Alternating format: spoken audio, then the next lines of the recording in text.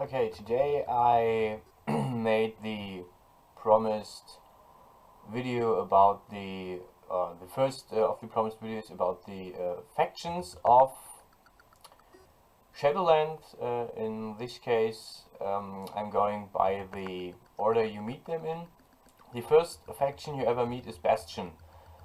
Um, it sports wide open landscapes, meadows of either yellow or white or blue grass. The architecture is inspired, and the whole idea is inspired by the Greek and the Roman um, afterlife, so after Elysium.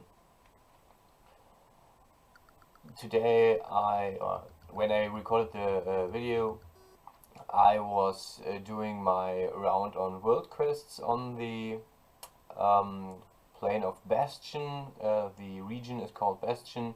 The people are called Kyrians. They're blue-skinned people wearing Roman-inspired clothing, I think. Or Roman or Greek-inspired. They um, the theme of Bastion is enlightenment, so it's about forgetting or dealing with your past mistakes, dealing with your past failures in your previous life, and then ascending to another, uh, yeah, part of your existence where you forget about your old life and enjoy your new life. You will later see that lots of it is inspired, or lots of it is about meditation, about contemplation, about reflection of yourself and of who you are and what you do. As you may have seen, I changed my pet. I currently use the Elysian inspired pet you can see there, the wind serpent. Um, yeah, Blizzard did a really good job with the new wind serpent they put on in this expansion.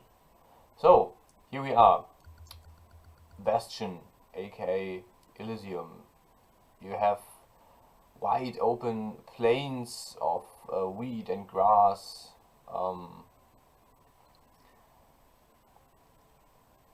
The Kyrians use, as you can see in the background, use floating cities or floating hubs where they reside, and they also use anime-inspired technology. So the golem you just saw is a mechanical marvel, and they have a lot more of those actually. I don't think you will see more in this video, but I can easily show you more of those if you want later on. Just let me know in the comments if you are interested in seeing more of the Bastion style automatons. So there's also a lot of temples around. They have all these angelic winged figures around. Part of the ascension cycle of the Kyrians, so of the Bastion people, is getting wings. So there's a few world quests where you have to learn to fly, but since I'm a Night Fae Covenant, I don't have access to all of them, only to a few, and those I have are rather not really boring, more as in frustrating sometimes. I don't think I did any this time. Yeah, lots of the daily routine is if you do the world quest, lots of the daily routine is just running around, getting to the next point. That's why I also always look on the map. So here we are. First world quest. What's my job?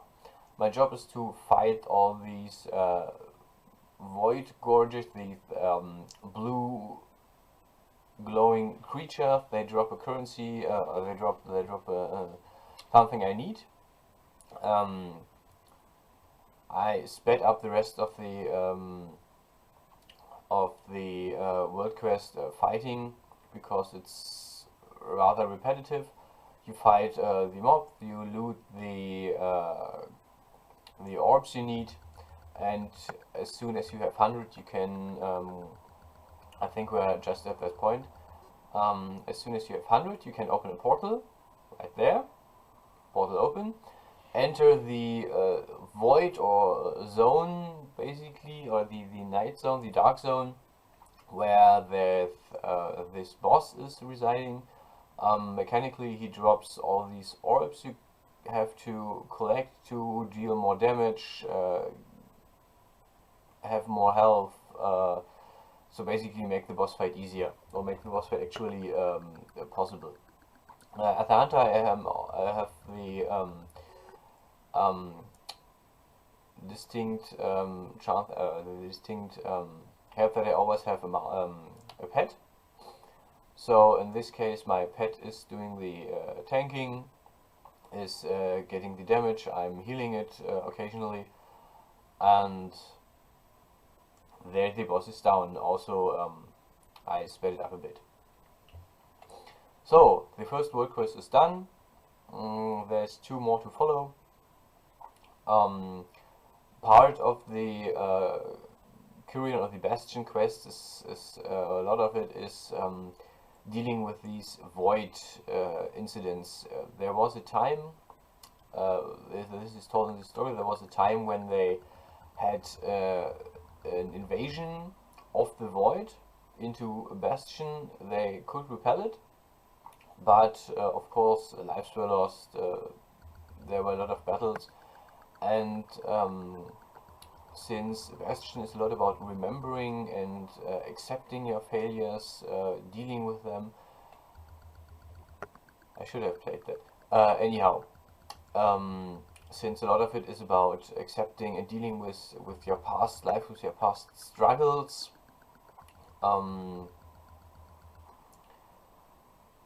they too struggle with their own past, with the void incidents. Yeah, this is another part of their architecture. You see the floating city in the background. It's one I can't access because it is a dungeon, so I can access it, but not alone.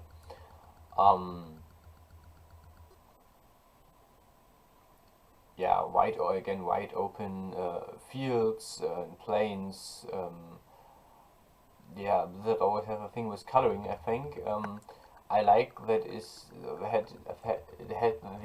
it has these shell-like colors, which really accentuate the area. It's all these light blue, light or pale yellow colors, which add to each other. And there's also an interesting other part, because there's a big gorge that goes through the whole area basically, and you have to cross it a few times, or you can walk in it, as I'm doing right now. It's much more blue, a little bit darker. Actually, it looks like night times. I think that's what Bastion would look at night. And part of the temples are built in the gorge area, in this watery area.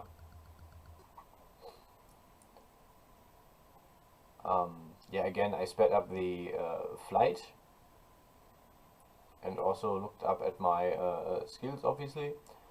Again, you can see the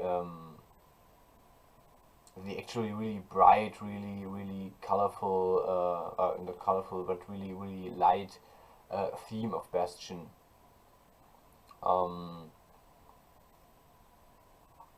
So here we are at the next world quest. Again, it's about the void incursion that happened. This time I take the form of an ancient Korean soldier who fought all these void creatures. I cut most of the fight because it's really boring. It was an ordeal because other players were present and fought the mobs I needed.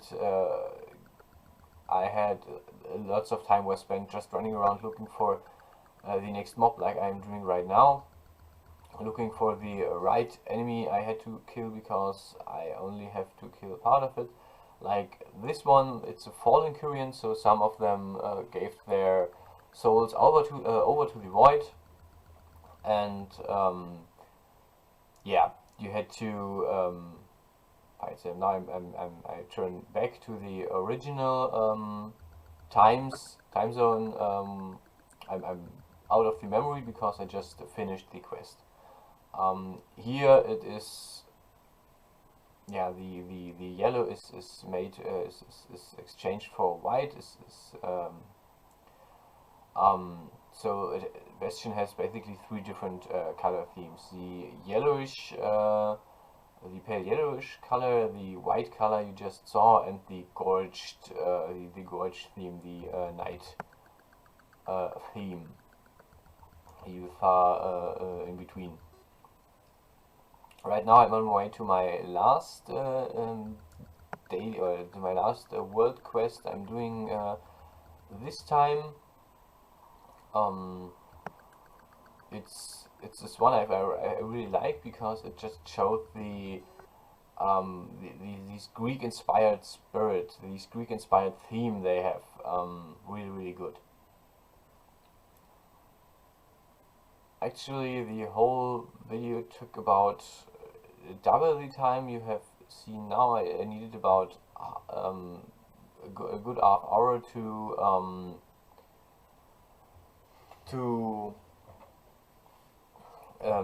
finish the whole ordeal with all the world quests. Yeah, in this case, you get an armor. You get the typical well.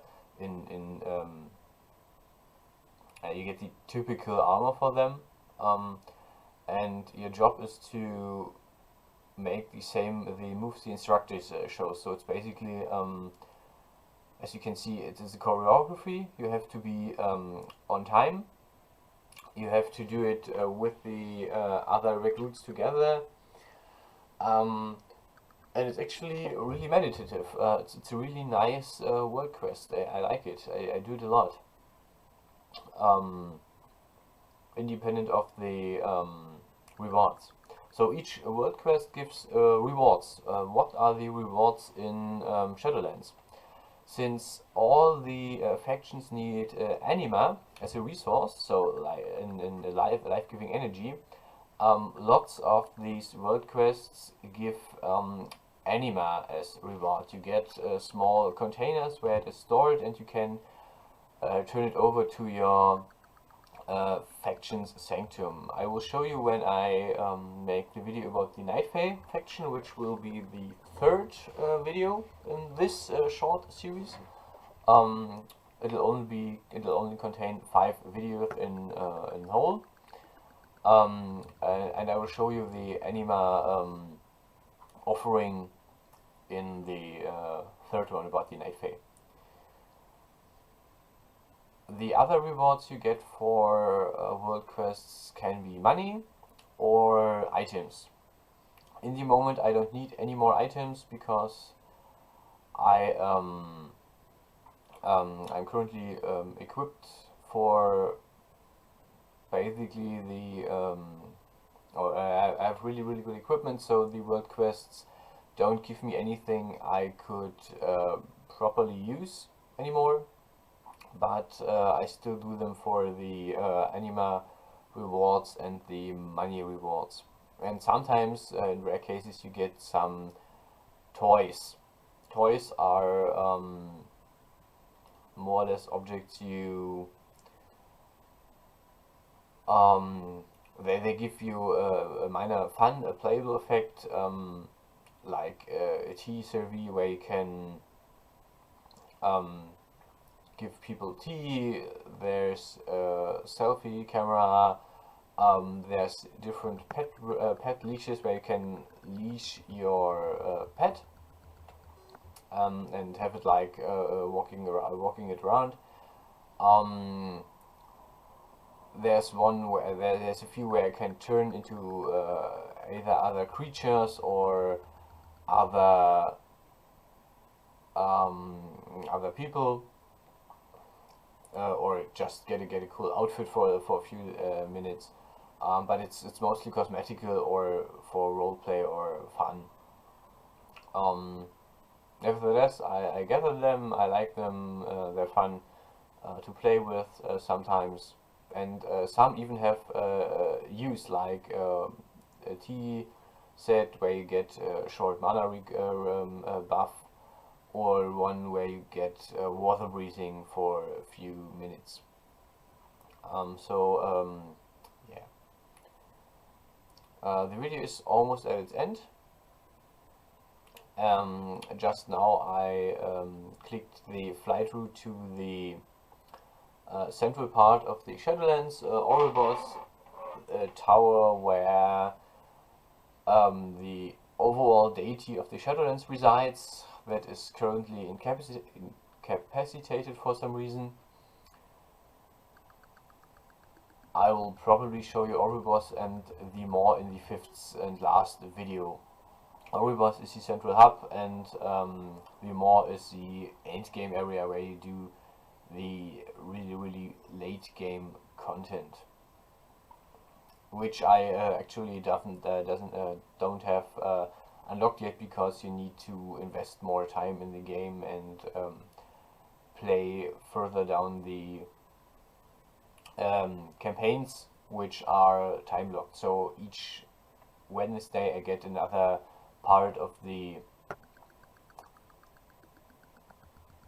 campaign unlocked. So at this last point you can see again Kyrie in its old Bastion, all its glory, the small temples on the ground, the flying structures,